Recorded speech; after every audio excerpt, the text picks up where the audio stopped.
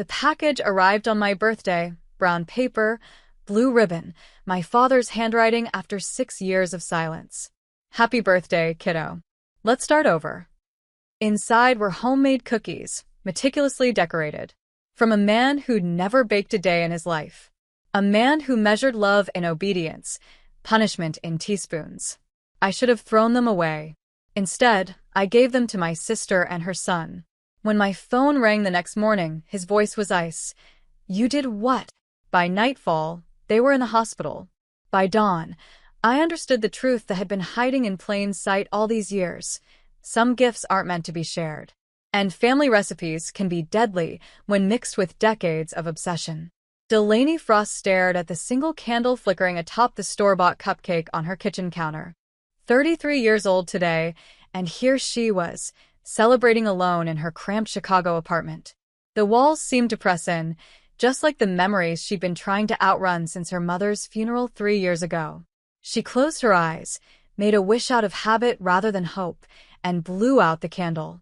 The smoke curled upward, disappearing into the dim light of her kitchen, much like her connections to what remained of her family. The sharp buzz of her doorbell cut through the silence, startling her. She wasn't expecting anyone. Friends knew better than to surprise her on her birthday, a day she preferred to pass unmarked. Package for Delaney Frost, the delivery man said, thrusting a medium-sized box into her hands before hurrying back to his truck. The return address made her heart stutter. Gareth Frost, her father, the man she hadn't spoken to in nearly 6 years. Delaney set the box on her counter like it might contain something volatile. In many ways, it did. Relationships with Gareth had always been explosive, unpredictable. She examined the plain brown packaging, the meticulous handwriting she still recognized despite the years of silence. "What the hell do you want?" she whispered to the box. After 20 minutes of staring at it, she finally worked up the courage to slice through the tape. Inside, another box, this one white with a simple blue ribbon. A small card was taped to the top. Happy birthday, kiddo. Let's start over. Dad. The handwriting was unmistakable, the same precise lettering that had marked her childhood report cards with notes like, could do better, or disappointing effort. Inside the white box, nestled in tissue paper, were cookies. Not store-bought, but clearly homemade, golden brown with perfect edges, decorated with intricate blue icing designs. Delaney stared at them, confusion washing over her. In all her years growing up, she had never once seen her father bake anything. Discipline, structure, and rigid expectations, those were Gareth Frost's specialties, not cookies with hand-piped icing. She picked one up, studying it. The detail was impressive, tiny flowers and swirls that must have taken hours of patient work. This didn't align with the man she knew, the cold, calculated father who measured love and accomplishments and obedience. Delaney put the cookie back. She couldn't bring herself to eat them, but throwing them away felt wrong too. The gesture was so out of character it left her unsettled, wondering what game he might be playing. Her phone lit up with a text from her sister. Happy birthday. Delegate wish we could celebrate together. Milo drew you a picture. Attached was a child's drawing of what appeared to be 2 women and a small boy, standing in front of a house with a massive sun overhead. It made Delaney smile despite herself. She looked at the cookies again, then at her phone.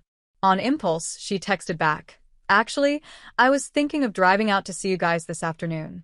That okay? V's response was immediate. Yes. Milo will be thrilled. An hour later, Delaney was driving her aging Honda toward the suburbs where her younger sister had settled with her son. The cookie box sat on the passenger seat like an uninvited guest. V's small rental house looked warm and inviting compared to Delaney's sterile apartment. Chalk drawings covered the driveway, and wind chimes tinkled from the porch. The sisters had taken different paths after their mother's death, V embracing motherhood and creating the loving home they'd never had, while Delaney retreated into work and solitude. Aunt Delaney.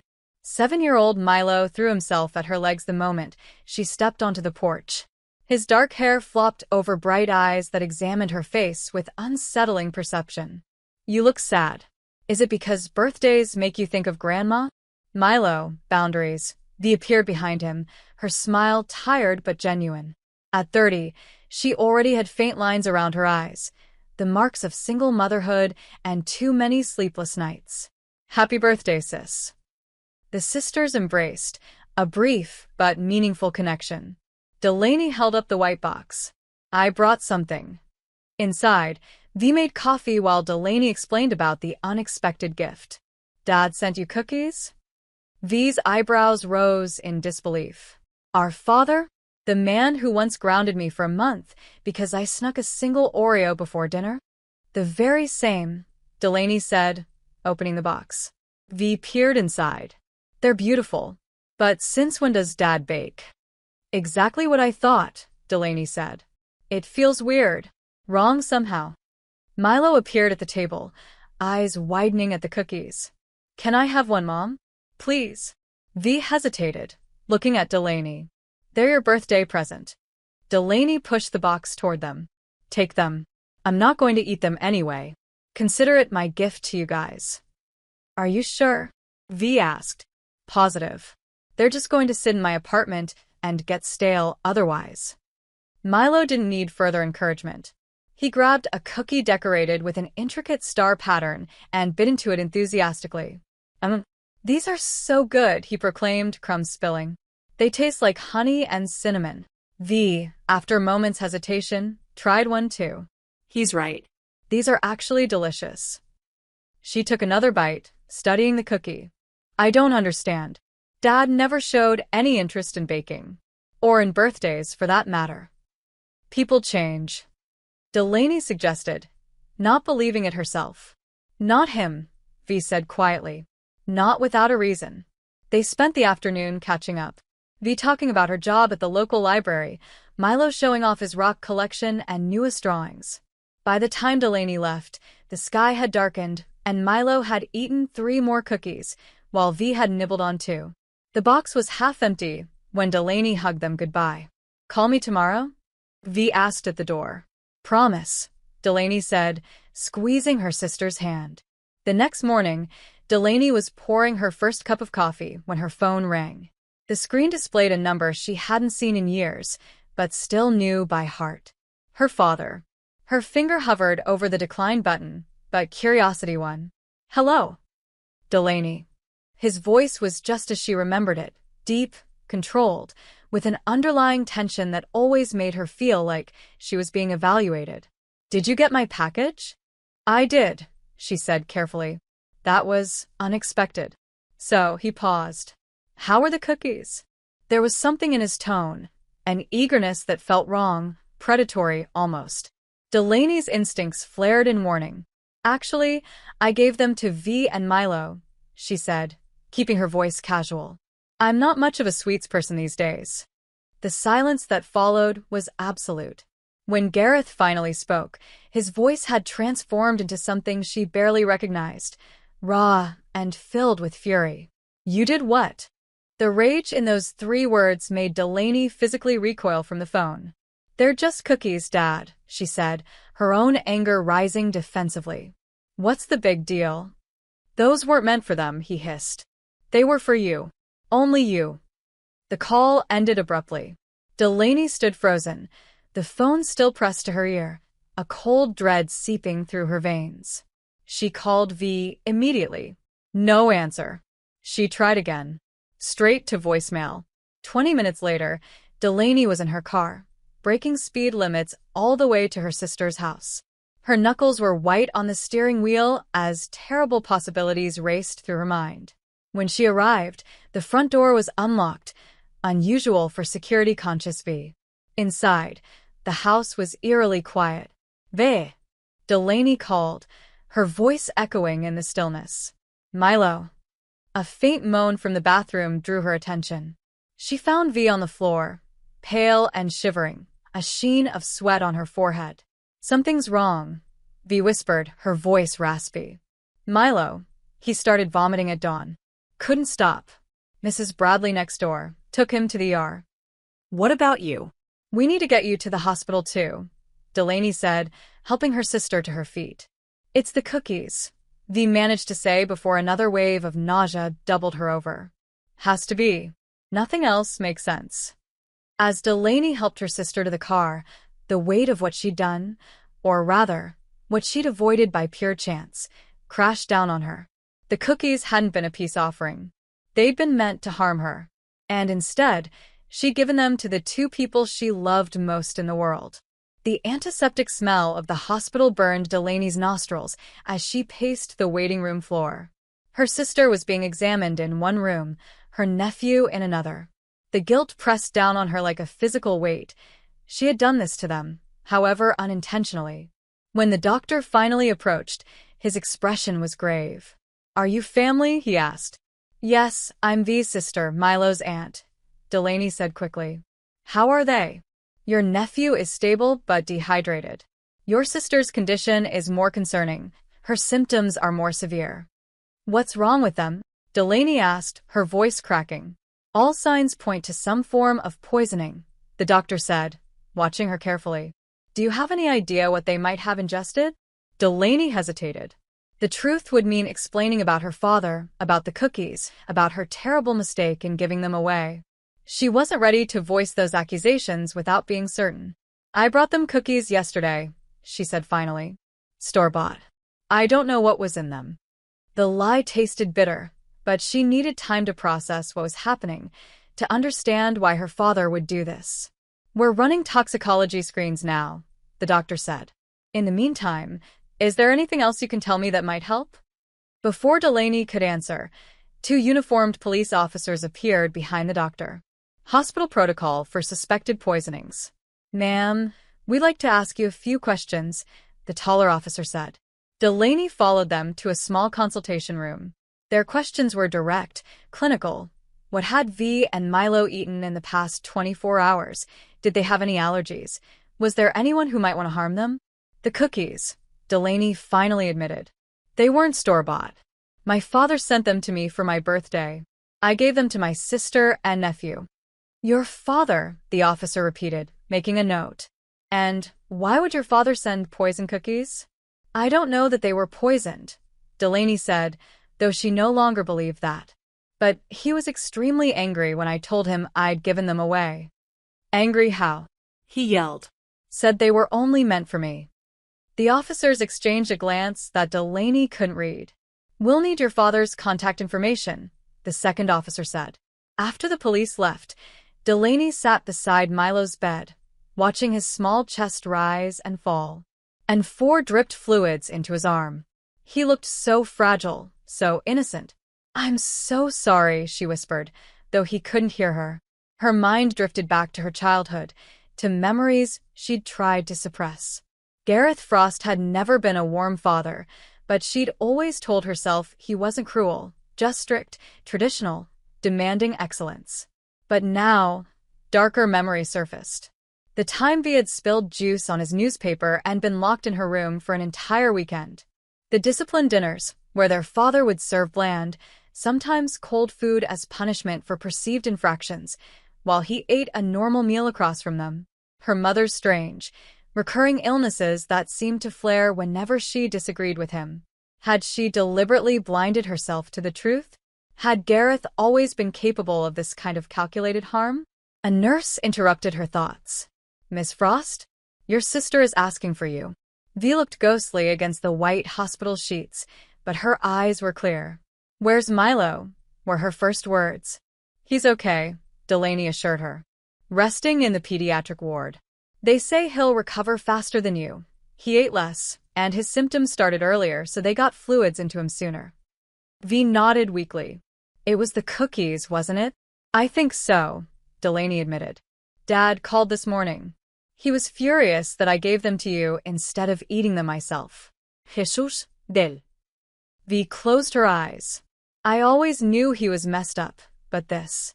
"I told the police," Delaney said. "But I'm not sure they believe me.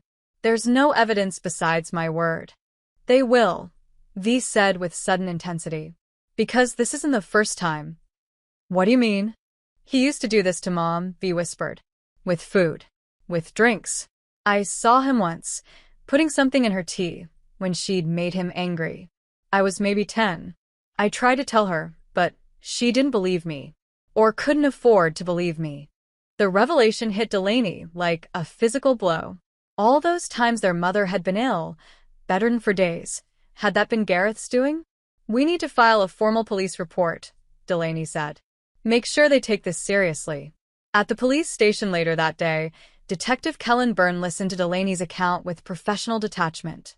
He was younger than she'd expected for a detective, maybe mid-30s, with observant gray eyes that missed nothing. "Miss Frost, I understand your concern," he said when she'd finished.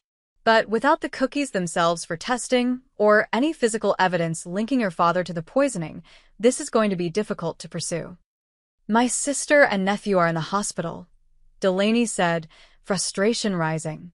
"The timeline fits. My father's reaction on the phone could be interpreted multiple ways," Byrne finished. "Look, I'm not dismissing you. We'll interview your father, check his background. But you need to prepare yourself for the possibility that we won't find enough to charge him." Delaney left the station feeling defeated but determined. If the police wouldn't act quickly enough, she would find evidence herself. She drove 5 hours north to Michigan's Upper Peninsula, where Gareth had moved after her mother's death. The remote location had always seemed like a strange choice for a man who'd spent most of his life in cities. Now it felt ominous, a deliberate retreat to isolation. Gareth's house stood at the end of a long gravel driveway, partially hidden by towering pines. The building itself was unremarkable, a 2-story farmhouse with peeling white paint and shutters that hung slightly askew. There were no other homes visible from the property. Delaney parked out of sight and approached cautiously. No car in the driveway. No lights visible through the windows.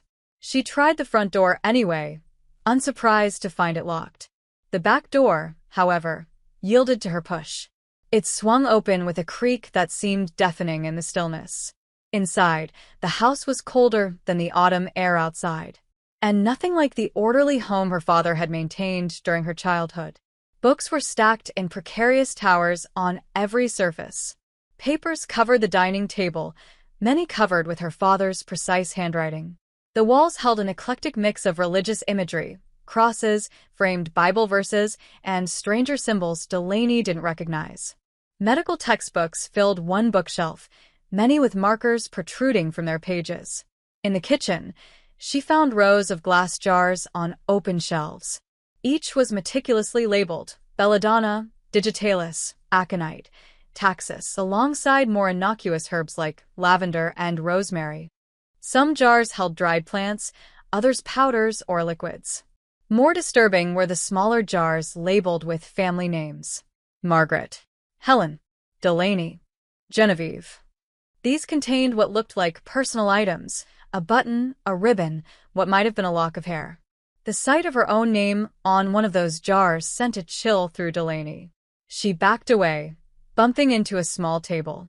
A framed photograph fell to the floor, the glass cracking. She picked it up, turning it over. It showed a young girl, maybe 12 or 13, with a serious expression and dark hair in neat braids. She wore a prim dress with a lace collar, out of place for what appeared to be the late 1970s, based on the photo quality.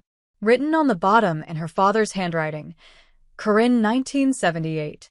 Delaney stared at the image, confusion clouding her thoughts. Who was Corinne?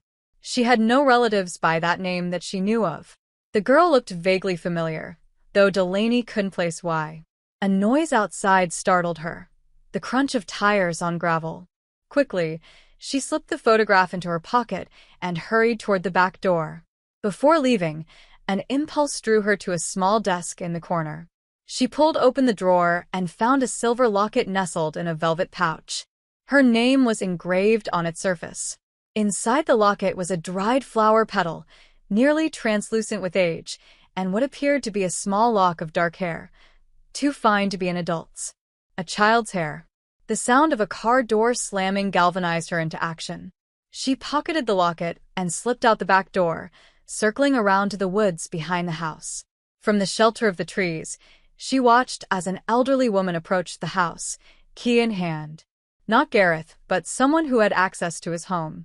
Delaney retreated further into the woods, her mind racing with questions. As she drove back toward Chicago, her phone rang. An Unfamiliar number. Hello, she answered cautiously. Delaney. The woman's voice was aged but strong. This is your Aunt Margot. Margot Teller? Delaney nearly swerved off the road.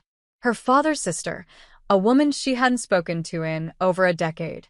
How did you get my number? Delaney asked. That's not important right now, Margot said, her voice tense. Listen to me carefully. You need to stay away from your father.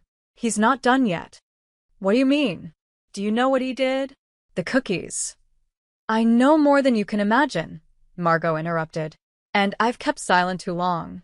But this isn't a conversation for the phone. Meet me tomorrow. The Lakeside Diner in Evanston. Noon. The line went dead before Delaney could respond. V was awake when Delaney arrived at the hospital the next morning, still pale but sitting up, sipping water through a straw. You look like hell, V said by way of greeting.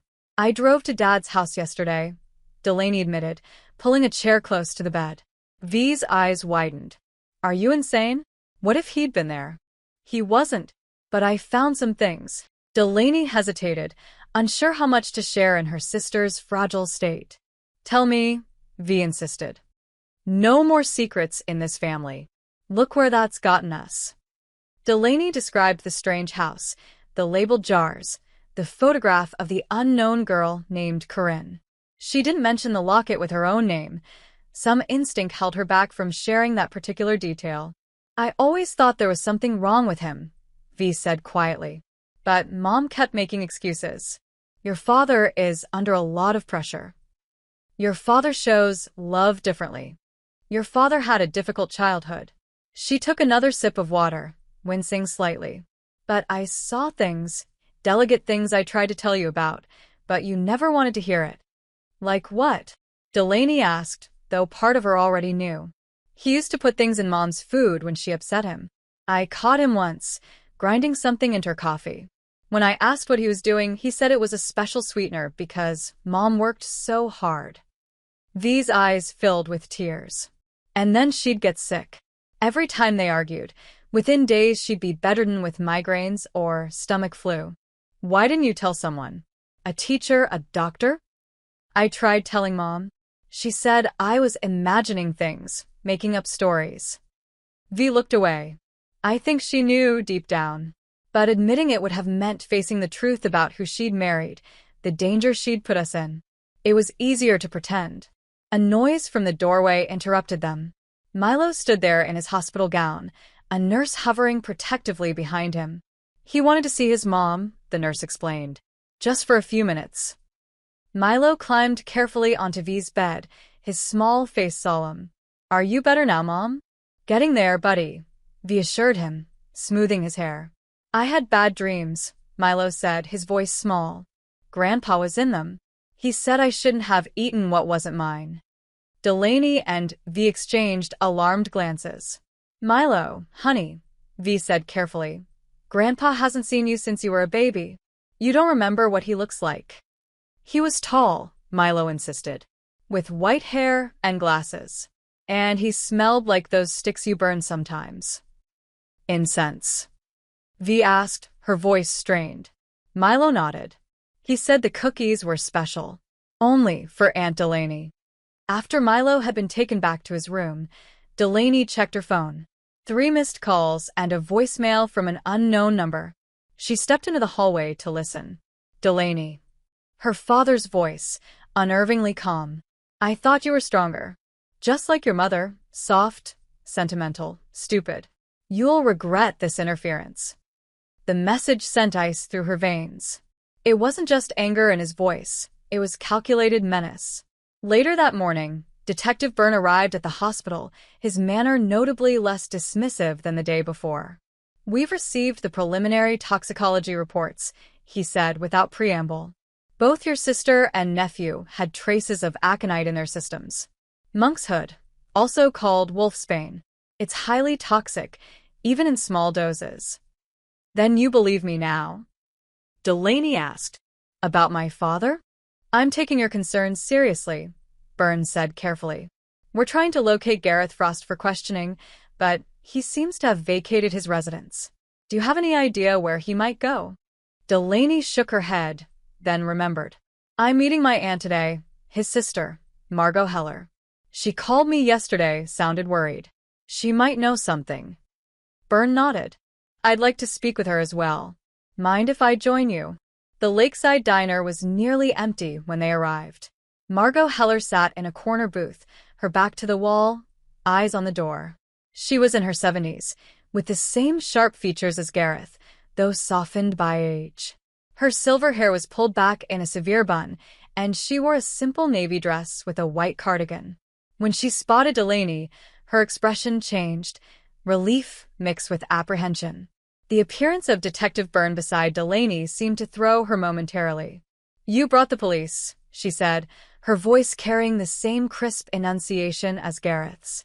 This is Detective Byrne, Delaney said, sliding into the booth. He's investigating the poisoning of my sister and nephew. Margot's thin lips pressed together. So he's doing it again, she murmured, more to herself than to them. Mrs. Heller, Byrne said, sitting beside Delaney. Anything you know about Gareth Frost that might help us locate him or understand his motivations would be extremely valuable. Margot studied them both, then reached into her handbag and withdrew a faded photograph. I think it's time you learned about Corinne, she said, placing the photo on the table. The image showed two children, perhaps 10 years old, a boy and a girl, unmistakably twins. The boy was clearly a young Gareth. The girl, with the same serious eyes and determined jaw, must be Corinne. My father had a twin? Delaney asked, stunned. Has, Margot corrected, though Gareth would have you believe otherwise. Corinne didn't die, not physically anyway. She's been institutionalized for nearly 50 years. Institutionalized, Byrne repeated. For what reason? Officially? Severe paranoid schizophrenia with delusions. Margot's voice was bitter. In reality, it was the result of years of our father's treatments. Edward Frost was obsessed with the idea of purifying the bloodline, strengthening the family constitution. He experimented on his own children, especially Corinne. Experimented how? Delaney asked, though she feared she already knew the answer. Herbs, tinctures, homemade remedies, administered through food, mainly sweets, which were otherwise forbidden in our house. Gareth was spared the worst of it. He was the son, the heir. Margot's hands trembled slightly as she continued. I was already away at nursing school when the worst happened. Corinne had a psychotic break at 16. She attacked our father with a kitchen knife, screaming that he was poisoning her. Was he? Byrne asked. Without question, Margot said firmly. But no one believed her. Edward was respected in the community, a pharmacist, a church elder. Corinne was committed, diagnosed, medicated into oblivion. And Gareth? Delaney prompted. Gareth was his father's son in every way, Margot said grimly. He learned everything, the herbs, the formulations, the ideology. But most importantly, he learned how to appear normal to the outside world while harboring monstrous beliefs. She pushed another item across the table, a small, leather-bound journal. This was Corinne's. I took it from a house after she was committed. I thought someday it might help prove what was done to her. Delaney opened the journal carefully. The early pages contained childish drawings and observations about nature. As the entries progressed, the handwriting became more erratic, the content increasingly disturbing. Paranoid thoughts, accusations, desperate pleas for help.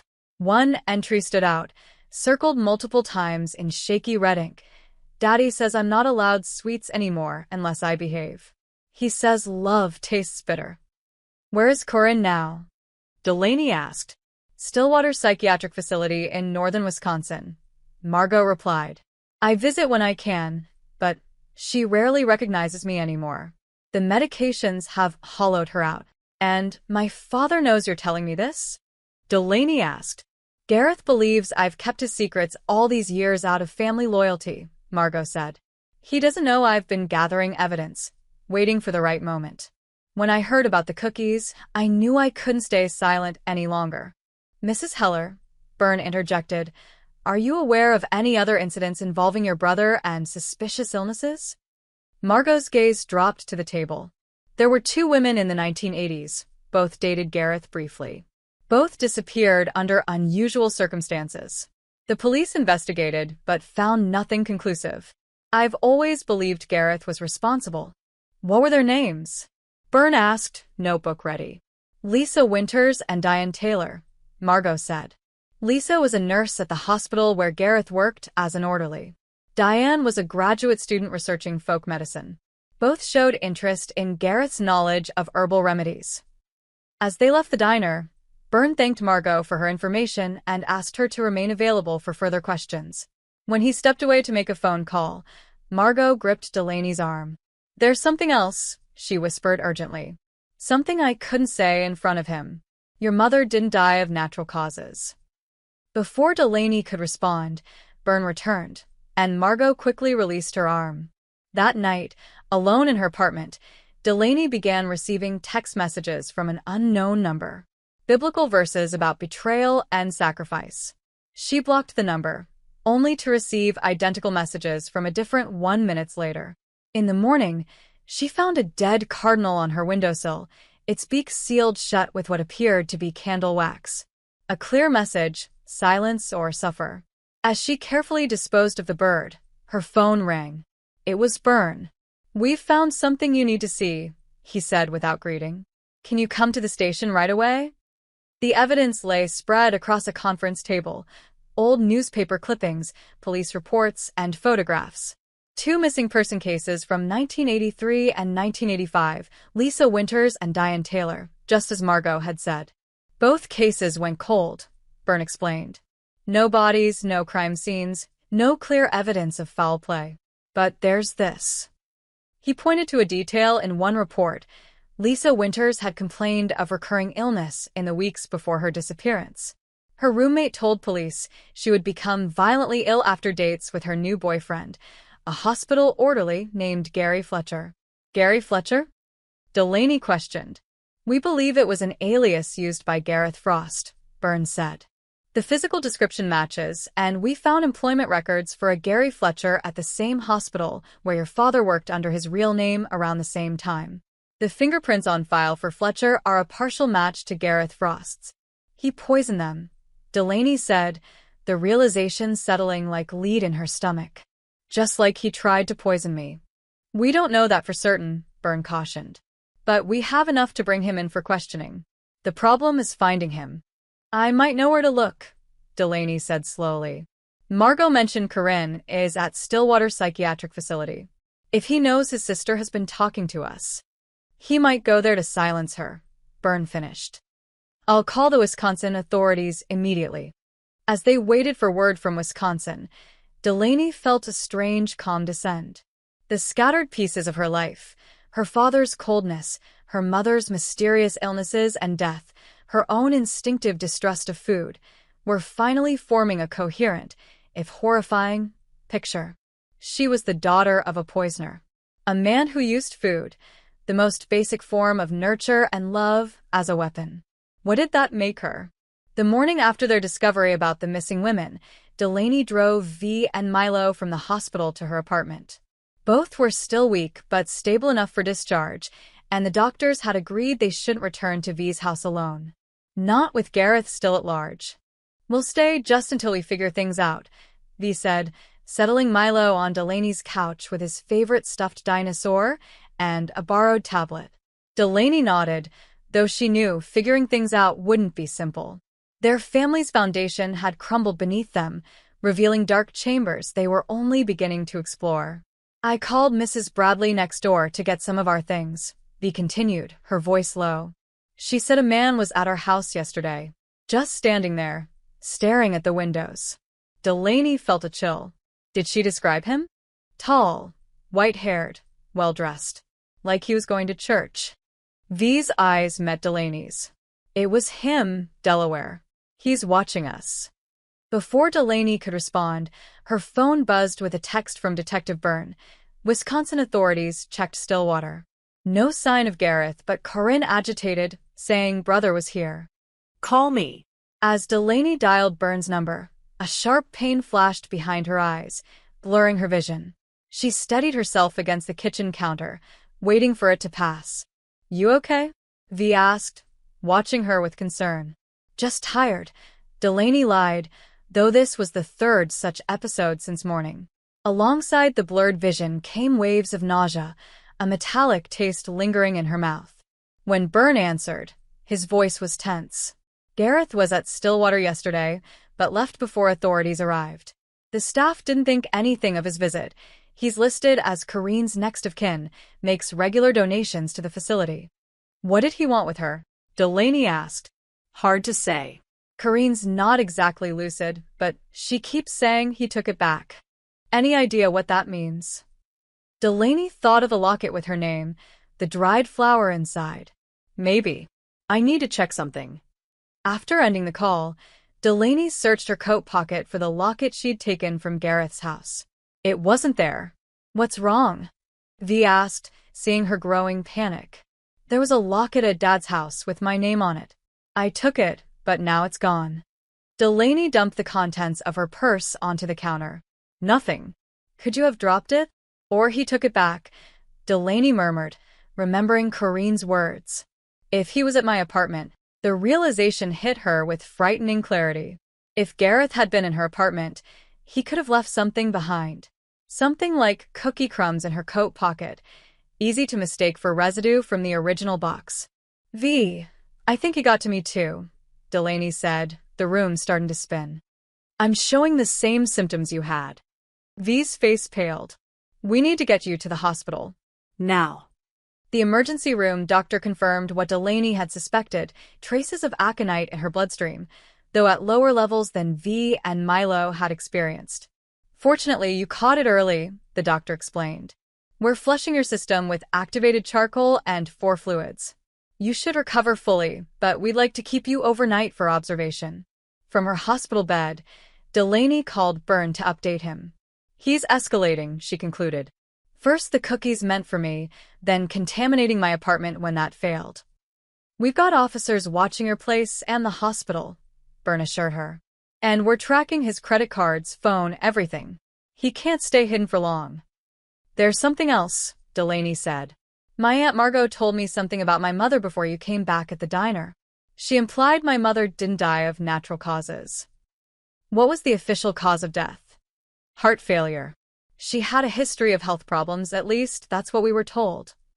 Delaney's voice caught. But now. I'll look into it, Byrne promised. In the meantime, focus on getting better.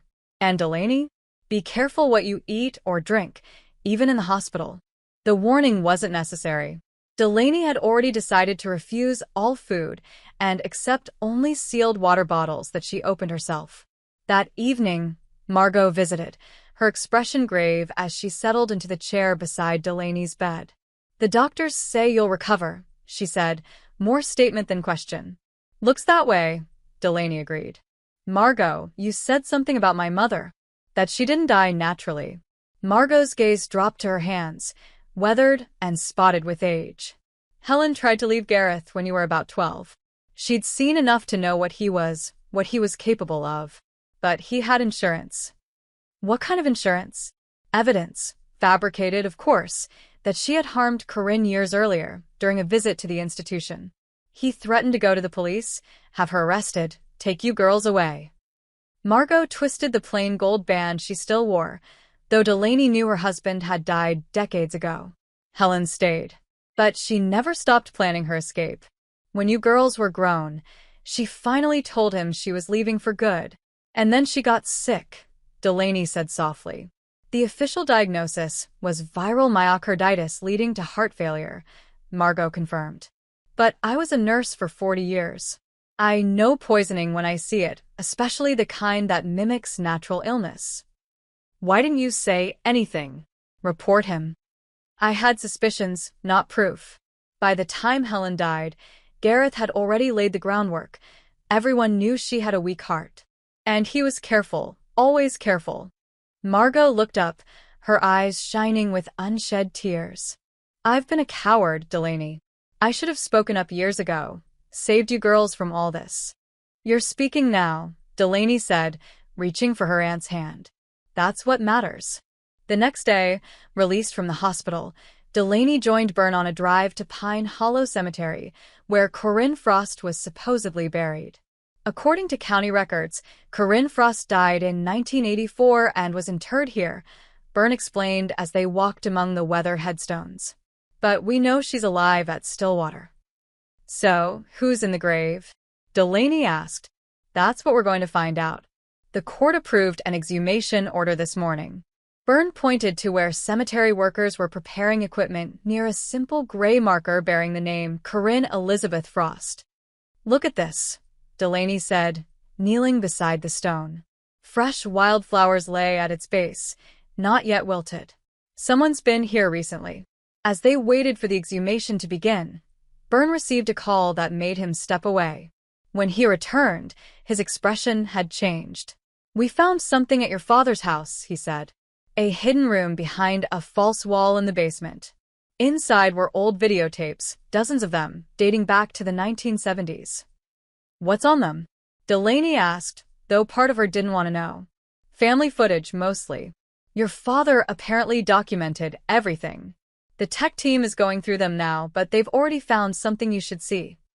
Back at the police station, Byrne led Delaney to a small viewing room where a technician had queued up one of the tapes.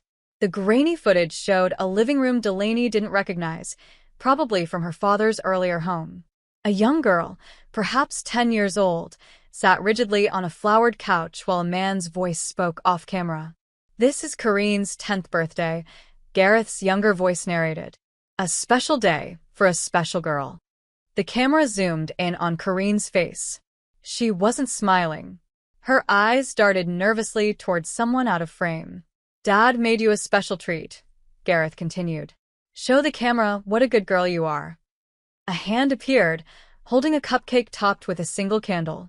Corinne shrank back. I don't want it, she whispered. Don't be ungrateful. The voice hardened. Take it. Corinne reluctantly accepted the cupcake, her hands trembling. Now blow out the candle and take a bite. Show Dad how much you appreciate his gift. Tears slid down Corinne's cheeks as she blew out the candle. She hesitated, then took a tiny bite of the cupcake. Good girl, Gareth said, his voice softening. This is how you make memories. This is how you learn. Corinne's face contorted in disgust, but she forced herself to swallow. Another bite, Gareth instructed. Finish it all. The footage continued, unbearable in its mundane cruelty, as Corinne was made to eat the entire cupcake while Gareth narrated her lessons in obedience and gratitude. Delaney looked away, her stomach churning. Turn it off. Please. As the screen went black, Byrne said quietly, There are dozens more like this. The team is still cataloging them, but they span years. Some feature your mother. Did you find anything about Lisa Winters or Diane Taylor? Not yet, but we're still looking. This is enough to bring him in on charges of child abuse, at minimum. If you can find him, Delaney said. We will, Byrne promised. Every officer in 3 states is looking for him. But Gareth found them first. When Delaney returned to her apartment that evening, a package waited outside her door. A sealed tin labeled forgiveness in her father's distinctive handwriting. With gloved hands, Byrne carefully opened it in Delaney's kitchen. Inside were more cookies, nearly identical to the first batch, and a letter. Delaney, you've always been the stronger one. Like me. Like Corinne before the weakness took her. Your mother tried to poison that strength, make you soft like she made your sister. Now the time has come for purity. One daughter must pay to cleanse the bloodline. Only one may carry the truth. The other must taste it. I've waited long enough. Dad. He's targeting V, Delaney said, her voice tight with fear. Where is she now? Byrne asked sharply. At her friend Amber's house with Milo. I thought they'd be safer away from my apartment, with an officer watching from outside. Byrne was already dialing. Officer Reyes, check in on the sister and boy at the Taylor residence.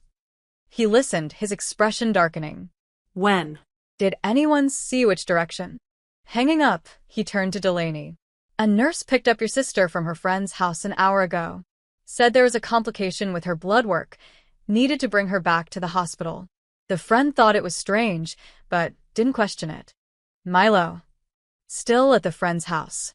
The nurse said it was just routine, nothing to worry the boy about. A cold certainty settled in Delaney's chest. It was him, dressed as a nurse. The officer is checking hospital security footage now, but I'm betting that's exactly what we'll see. Byrne was already moving toward the door. We need to find them, fast. As darkness fell, Delaney paced her apartment while Byrne coordinated the search for V. Every hospital, clinic, and medical facility within 50 miles was being checked. Traffic cameras were being reviewed for Gareth's car. There has to be something in his letter, Delaney insisted, reading it again. He's theatrical, like symbolism. One must pay to cleanse the bloodline. What does that mean? Her phone rang. Margot. Did you find her? Delaney asked without preamble. No, but I might know where to look, Margot said, her voice tight with urgency. Gareth always had a fixation with sacred spaces. When we were children, our father would conduct his cleansing rituals in the church kitchen after hours. He was the custodian, had keys. A church kitchen? Delaney repeated, gesturing to Byrne. Are there any churches Gareth is connected to? St. Michael's, maybe, Margot said. It's about 30 miles northwest of the city, very isolated.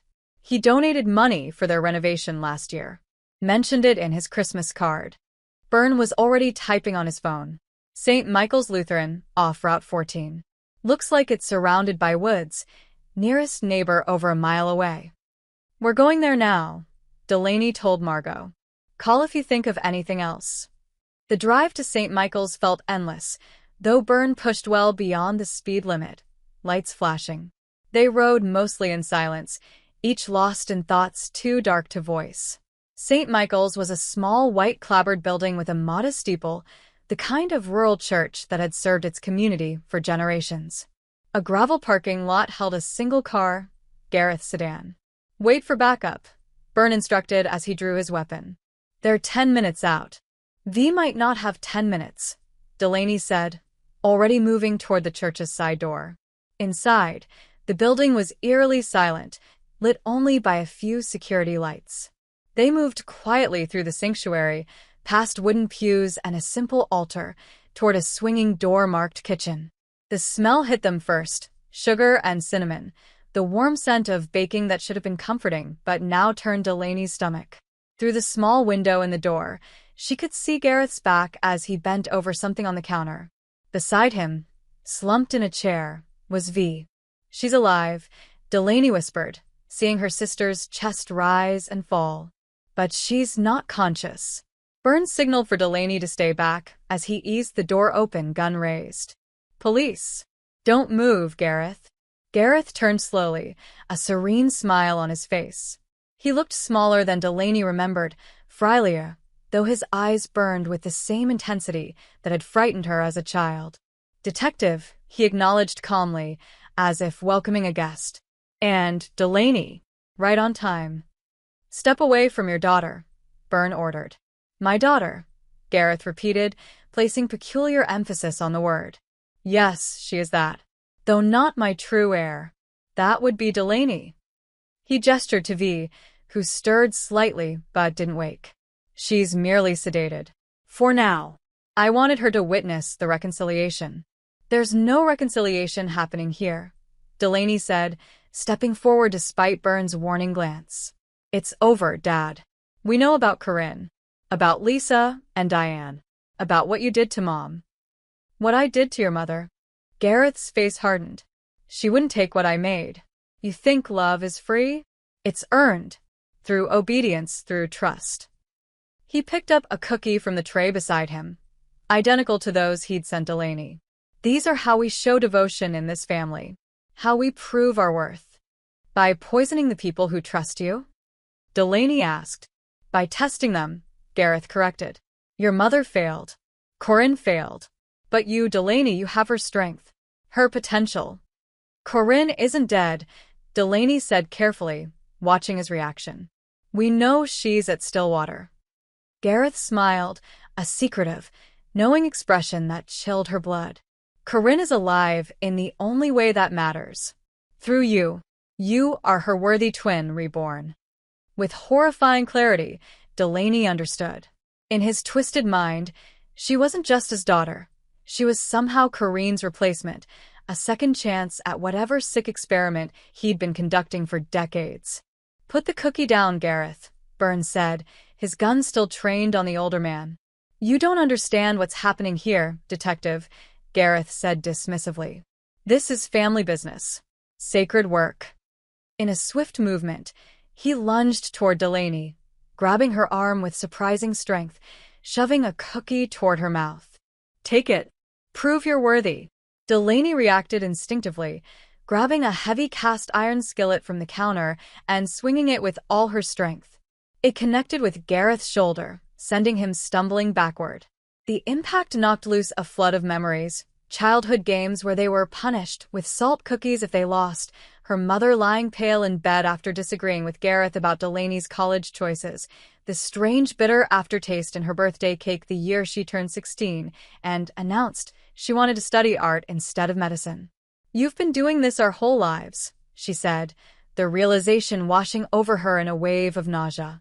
The cookies, the cakes, they were never treats. They were control.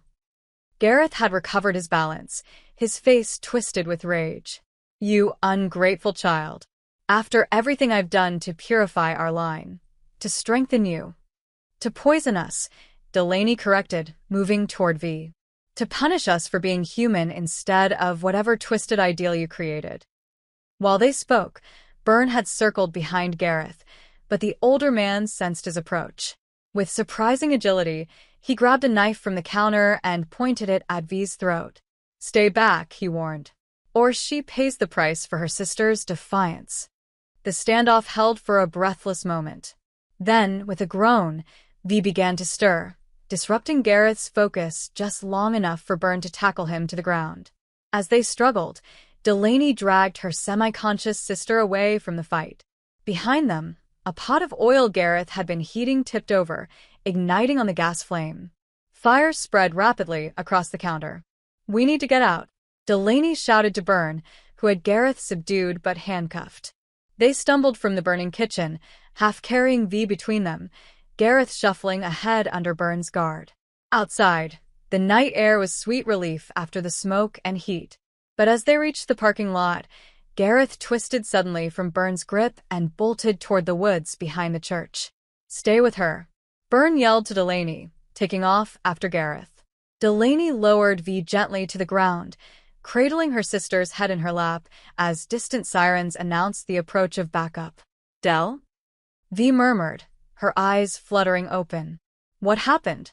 "It's okay," Delaney soothed. "You're safe now."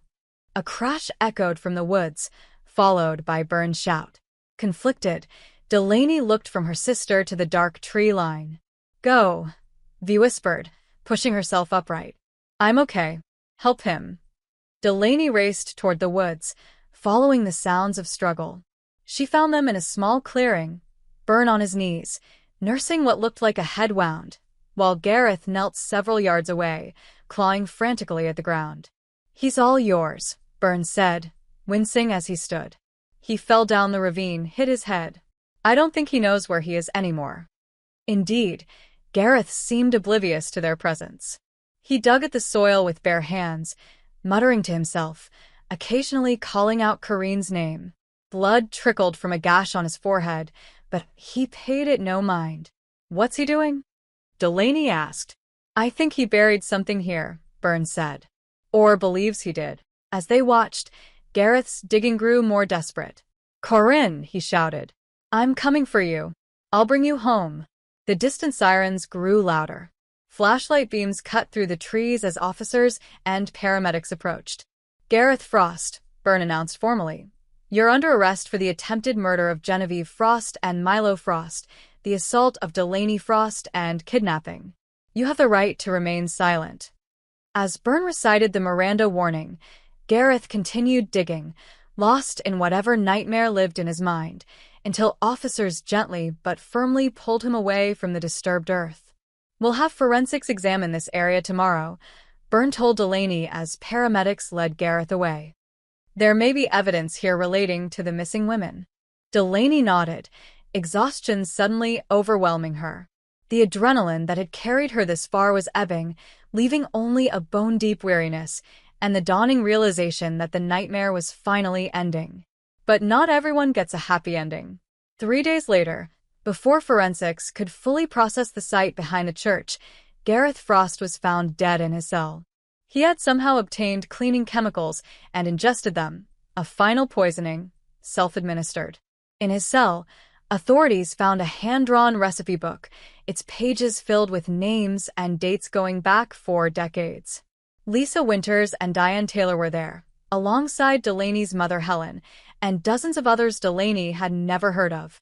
Each name was followed by cryptic notations, ingredients, dosages, effects. More disturbing was the discovery at the excavation site behind St. Michael's Church. The remains found there weren't recent. Forensic analysis dated them to the early 1980s, but DNA testing would later confirm they weren't Corinne's, as the headstone in Pine Hollow Cemetery claimed. They belonged to a young woman named Elaine Morton, a nursing student who had disappeared in 1982, last seen with a hospital orderly named Gary Fletcher. As for Corinne's grave, the exhumation revealed another victim, partial remains that would eventually be identified as Diane Taylor's. Corinne herself remained at Stillwater, trapped in a pharmaceutical haze that decades of inappropriate medications had rendered nearly permanent. When Delaney visited, her aunt showed no recognition, no awareness of her brother's death or the truth that had finally emerged. 6 months passed. Spring arrived, bringing new growth to cover the scars of winter. In a modest house on the outskirts of Chicago, Delaney watched as Milo carefully planted sunflower seeds along the garden fence. "Gently," she instructed. "They're fragile at first, but they'll grow strong." Nearby, Vi arranged patio furniture on their new deck, a housewarming gift from Detective Byrne, who had remained in their lives long after the case was officially closed. The decision to move in together had come naturally after everything they'd endured. Healing was easier together, the nightmares less terrifying when someone who understood was just across the hall. "Do you think they'll be taller than me?" Milo asked, patting soil over the last seed. "By the end of summer, definitely," Delaney assured him. At 8 now, Milo had grown an inch since his birthday, but the sunflowers would easily outpace him. Later, after Milo had gone to bed, Delaney and Vi sat on the deck with mugs of herbal tea, a routine that had taken months for Delaney to feel comfortable with. Food and drink had become complicated in the aftermath, trust a fragile commodity that required constant nurturing. Milo said something in therapy today, Vi said, breaking their companionable silence. He told Dr. Warner, "I know you saved me, Auntie." Delaney felt her throat tighten. He shouldn't think of it that way. "If I hadn't given you those cookies in the first place, then you would have eaten them," Vi interrupted firmly. "And we might have lost you." Milo's right. "You did save us, by finding Dad, by stopping him." "We saved each other," Delaney said after a moment. "That's what family is supposed to do." The next day, Delaney visited Margot at her assisted living facility. At 76, her aunt had aged visibly in the months since Gareth's death, as if holding her secrets had somehow preserved her, and unburdening them had accelerated time's passage. "I went through the last of Gareth's papers," Margot said, pushing a faded leather journal across the table. "This was hidden in a safe deposit box. I think you should have it." The journal was Corinne's, a later volume than the one Margot had shared earlier. The entries, though still erratic, showed a maturity the earlier writings lacked. "She wrote this at Stillwater?" Delaney asked, carefully turning the brittle pages. Margot nodded. "During a period when her medications were adjusted. She had more clarity then." Delaney stopped at an entry dated June 14, 1983. The handwriting was steadier than in previous entries, the thoughts more coherent. "I dreamed of Delaney again last night. My little niece, though I've never met her. Gareth showed me a photo. She has our eyes, the frost eyes as Father called them. I worry for her. I need to find a way to warn Helen before history repeats. Father always said twins share a soul. If that's true, perhaps part of mine can watch over her, keep her from my fate. I hope someone remembers me without fear. Without the taint of madness Father and Gareth painted over everything I was." Delaney looked up, questions burning. "She knew about me?" Tried to warn my mother. Corinne had moments of absolute clarity, Margot explained. During one of them, she convinced a sympathetic nurse to mail a letter to your mother. That's what finally gave Helen the courage to plan her escape. And that's why he killed her, Delaney said softly. Because she knew the truth and was going to take us away. Your mother died protecting you girls, Margot confirmed. Just as Corinne tried to protect you in her way. The revelation settled over Delaney like a mantle, not a burden, but a connection to the women who had come before her, who had recognized evil and stood against it, even at terrible cost. Weeks later, Delaney sat at her computer, finalizing an anonymous op-ed she'd been working on for months. It detailed the patterns of generational abuse in her family without naming names, a warning, a testimony, a reclamation of truth. The closing paragraph read, "Love is not supposed to taste bitter. It shouldn't leave you questioning your perceptions or your worth. Real nurturing doesn't come with conditions or tests. It is freely given, never forced down unwilling throats. I know this now, though the lesson came at terrible cost." She hit send, then closed her laptop. On her calendar, a reminder flashed, her first session with a baking therapy group for trauma survivors. The irony wasn't lost on her, but there was healing in reclaiming what had been weaponized against them. Summer turned to fall. V opened a community garden and food pantry in a vacant lot near their home.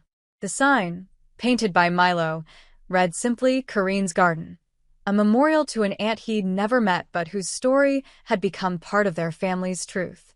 Detective Byrne, now retired, brought them the evidence box from Gareth's case before moving to Michigan. "Department's closing the file," he explained. "Thought you should have this. For closure." Inside, among the photographs and reports, was a small evidence bag containing a half-burned cookie recovered from the church kitchen. The lab had found a partial fingerprint on it, preserved in the hardened icing, a print that matched samples from Lisa Winter's apartment, forgotten in an evidence locker for nearly 40 years. "Does it feel finished to you?" Byrne asked as they sorted through the box. "I don't think it ever will. Not completely," Delaney admitted. "But we're making peace with it, day by day." After Byrne left, Delaney walked to the corner bakery, a simple errand that still required conscious effort, a deliberate choice to trust. Outside the shop, a young girl offered samples on a tray. "Cookie?" she asked brightly. "They're chocolate chip." Delaney looked at the innocent offering, remembering all the times food had been used as control, as punishment, as poison. "No, thank you," she said gently, with a small smile that held no fear, only the quiet strength of someone who had walked through darkness and emerged intact. As she continued home, Delaney thought about the journals, the videos, the recipe book, all the documentation of Gareth's madness. There was a through line in all of it, a lesson she was still learning to articulate. "I used to think the worst thing you could do was give away something meant for you," she thought, watching autumn leaves dance along the sidewalk. "But now I know, the worst thing is trusting what was never loved to begin with." Her phone buzzed with a text from V. "Milo made dinner. Nothing fancy, just pasta. You in?" "On my way," Delaney replied, quickening her pace toward home. The real kind, built on trust and healing and the simple truth that family is what you make it, not what you inherit. And sometimes, love tastes exactly as sweet as it should. What would you do if you discovered your family's darkest secret was baked into every childhood memory? Like and subscribe for more psychological thrillers that explore the terrifying recipes some families pass down through generations.